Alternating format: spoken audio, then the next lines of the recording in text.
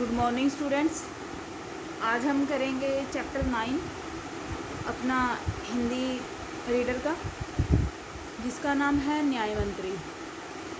तो इसमें इन्होंने क्या कहा है, जैसे ऊपर भूमिका में दिया है कि निर्णय लेते समय न्याय की कुर्सी पर बैठे व्यक्ति के लिए एक राजा और साधारण व्यक्ति में कोई अंतर नहीं होता। यानी जब भी हम निर्णय लेते हैं, ठीक है, निर्णय की कुर्सी पर बैठते हैं हम न्याय मंत्री बनकर, तो एक राजा और साधारण व्यक्ति में कोई अंतर नहीं होता। तो एक सच्चा, ईमानदार, साहसी, निर्भीक और आत्मविश्वासी व्यक्ति ही राजा को अपराधी मानकर उसे दंड दे सकता है। ठीक है, यानी यदि कोई किसी ने मतलब कि किसी गलती का की है जिसके लिए वह कसूरवार है, तो एक राजा और साधारण व्यक्ति में कोई अंतर नहीं करना चाहिए कि ये साधारण व्यक्ति है, आम आदमी है, इसको दंड दें, और ये राजा है, इसको दंड ना दें। लेकिन जब निर्णय लेते समय हम अपनी कुर्सी को ध्यान में रखते हुए दोनों के लिए एक समान सज़ा होनी चाहिए, चाहे वो राजा हो या फिर आम आदमी हो। तो इसमें देखते हैं हम, इसमें जैसे ये लेसन है बड़ा है, तो हम इसकी अब आपको एक समरी कराएंगे। इसमें क्या होता है कि एक दिन ब्राह्मण शिशुपाल के घर रात काटने के लिए एक नवयुवक आता है। ब्राह्मण शिशुपाल के घर रात काटने के लिए एक नवयुवक आया। शिशुपाल ने उसका स्वागत किया, उसके पुत्र ने भी उसका मतलब कि आदर सत्कार किया मेहमान का।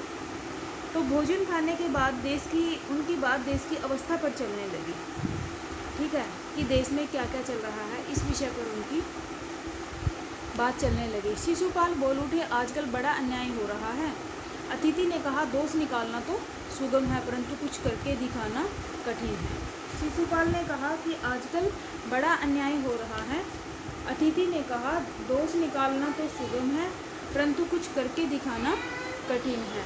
ब्राह्मण ने कहा, समय मिला तो बता देंगे कि न्याय किसे कहते हैं। यानी जब हम दोष निकालते हैं, किसी का दोष निकालते हैं, लेकिन अन्याय भी तो होता है, ये कोई अन्याय होता है, दोष निकालता है तो उसको सज़ा जरूर मिलनी चाहिए।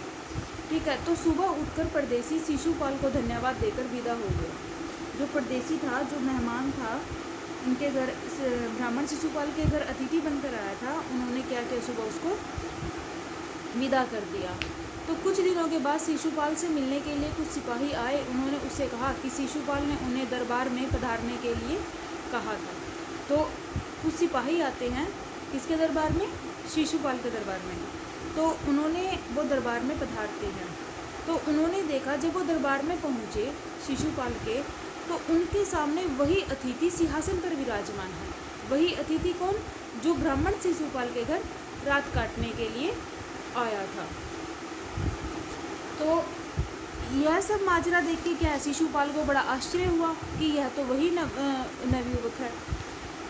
तो जो घर पर पधारने वाले थे वो कौन थे, सम्राट अशोक थे। सम्राट अशोक ने क्या किया, जो अपने हाथ में रिंग पहने हुआ था, मुट्ठी पहने हुआ था, वह उतारकर शिशुपाल को दे दी और उसे क्या किया, न्याय मंत्री घोषित कर दिया कि आज के बाद आप न्याय मंत्री हो।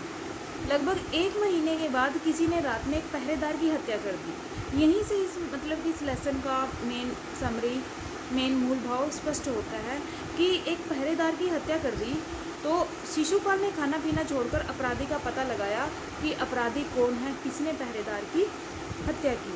लेकिन जब काफ़ी छानबीन के बाद पता चला कि इस पहरेदार की हत्या स्वयं सम्राट अशोक ने की, तो उसको बड़ा सरप्राइज हुआ, वह हैरत में पड़ गया कि सम्राट अशोक ने इस पहरेदार की हत्या की है, यही इसका दोषी है।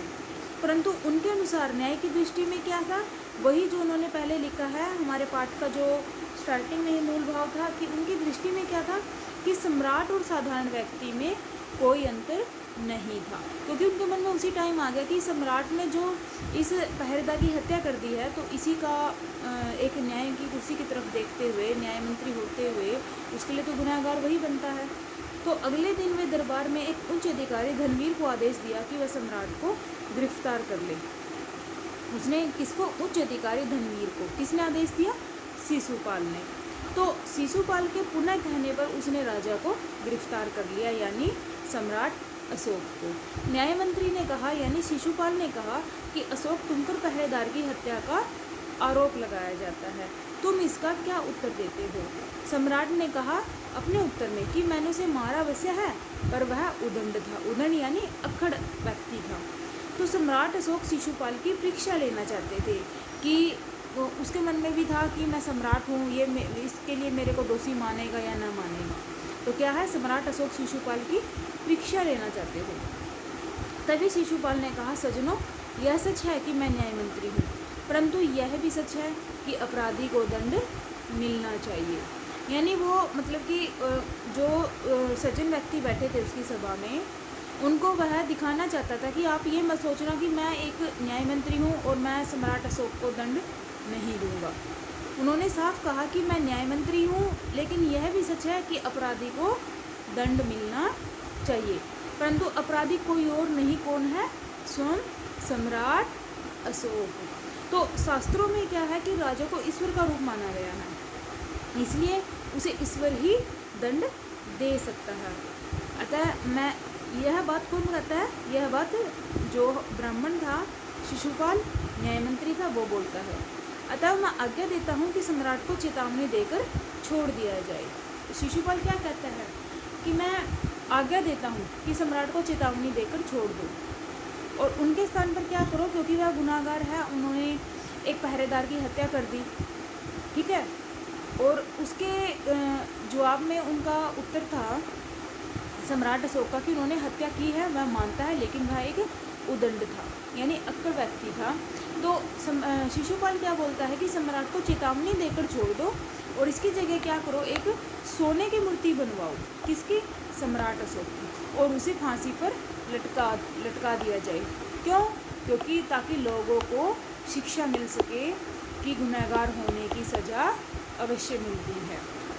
लेकिन न्याय मंत्री ने, जो हमारा न्याय मंत्री है शिशुपाल, उन्होंने ये ठीक नहीं किया, क्योंकि जब न्याय करते हैं तो हमें ये नहीं देखना चाहिए कि ये आम आदमी है और ये राजा है। बट शिशुपाल ने यह देखा है कि ये सम्राट अशोक है, इनको चेतावनी देकर छोड़ दो, सिर्फ चेतावनी, और उसकी जगह क्या करो, इसकी एक सोने की मूर्ति बनवाओ और उसको फांसी पर लटका दिया जाए, सिर्फ एक शिक्षा देने के लिए लोगों को, ठीक है, कि इसके स्थान पर सोने की इस मूर्ति को फांसी पर लटका दिया जाए, जिससे लोगों को शिक्षा मिले कि गुनहगार होने की सज़ा अवश्य मिलती है। तो स्टूडेंट्स, ये हमारा लेसन था 9th, इसकी न्याय मंत्री, इसकी मैंने अब आपको समरी कराई है, ठीक है। आप इसको एक बार रीड ज़रूर करोगे।